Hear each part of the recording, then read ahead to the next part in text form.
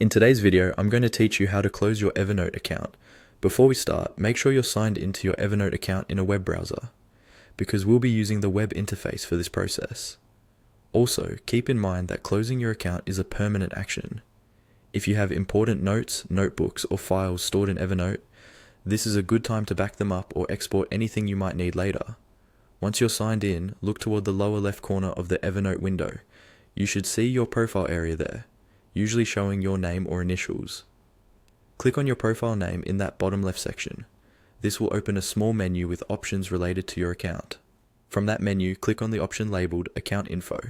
This will take you out of the main note view and into your account settings.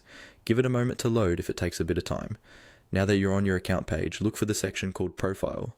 This may appear as a tab or a menu item on the left side of the screen. Click on Profile to open your profile settings.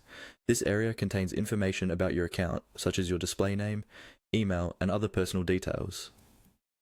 Within the Profile Settings page, scroll down until you find the option that says Close your Evernote account. It may be placed near the bottom of the page, since it's considered a more advanced or final action. Click on Close your Evernote account. When you do this, Evernote will usually give you a warning or a confirmation screen explaining what closing your account means and what will happen to your data. On the next page, you'll see the option again to close your Evernote account. This is the final confirmation step. Read any notes or warnings shown on this page carefully so you understand the consequences, such as the loss of access to your notes and content. When you're sure you want to proceed, click on Close your Evernote account one more time. After you confirm, Evernote will process the request to close your account. You may be signed out automatically and you might receive a confirmation email.